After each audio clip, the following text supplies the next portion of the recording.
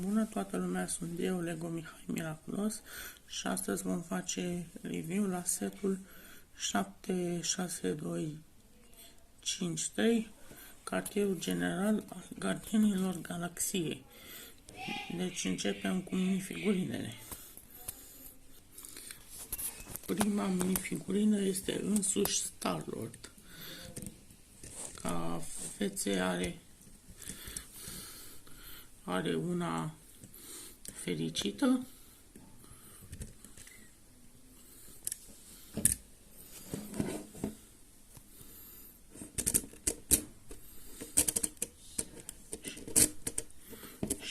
și una supărată sau furioasă sau încruntată.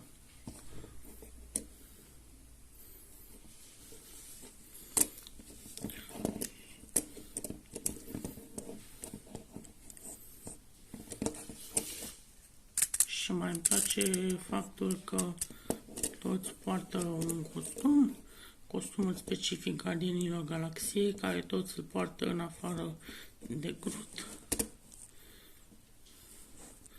Și are ca accesorii blasterele lui iconice, care le are încă din 2014.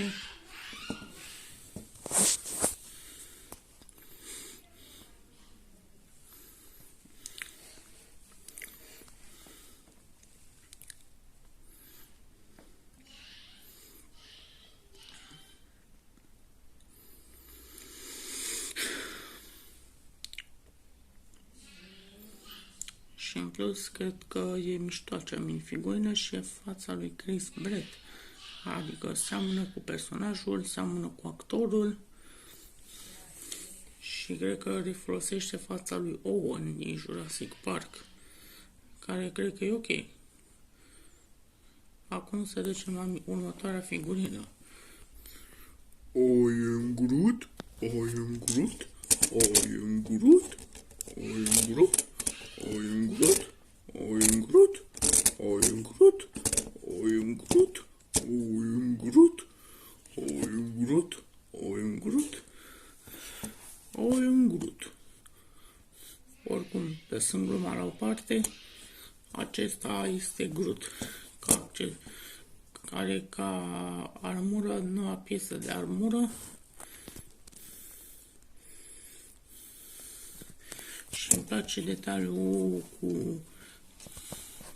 care reprezintă că e un tânăr adult și mai apreciez și acea expresie de față mai serios, care reprezintă că e un tânăr adult serios.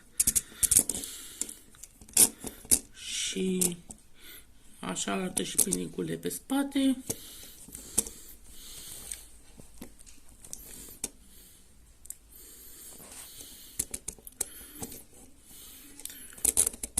Și cam asta e minifigurina lui Groot.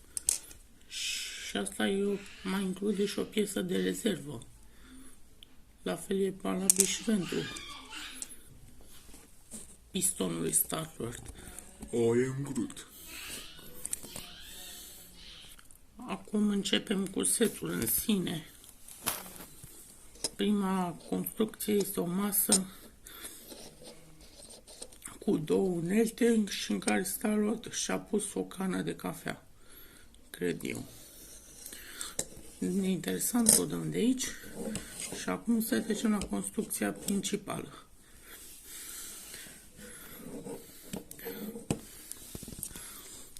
La care este un fel de zonă cu o ușă și are prea puține staduri libere. Poți să pui două figurine maxim. Și lampa aia nu știu ce face, așa că eu personal pun pe Groot. Și Star-Lord cred că folosește un ecran de comandă. Și mai are pus și încă două unelte. Și acesta e un sticker și pe aici mai e pus logo-ul Guardianilor Galaxiei în limbajul lor.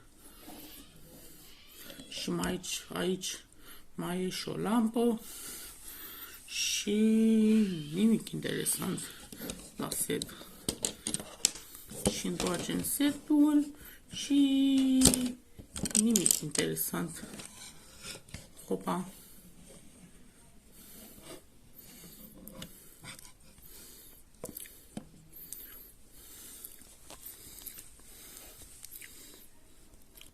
La finalul instrucțiunilor ai setul finalizat. Inventarul de piese și acest micuț. Și asta e tot. Și acum nota finală pentru acest set. E un set ok dacă vrei minifigurinele Star-Lord și Groot. Deci cred că e ok. Nu e nimic wow. Deci nota finală e un 7 din 10. Eu am fost Lego Mihai Miraculos și ne vedem data viitoare. Pa, pa!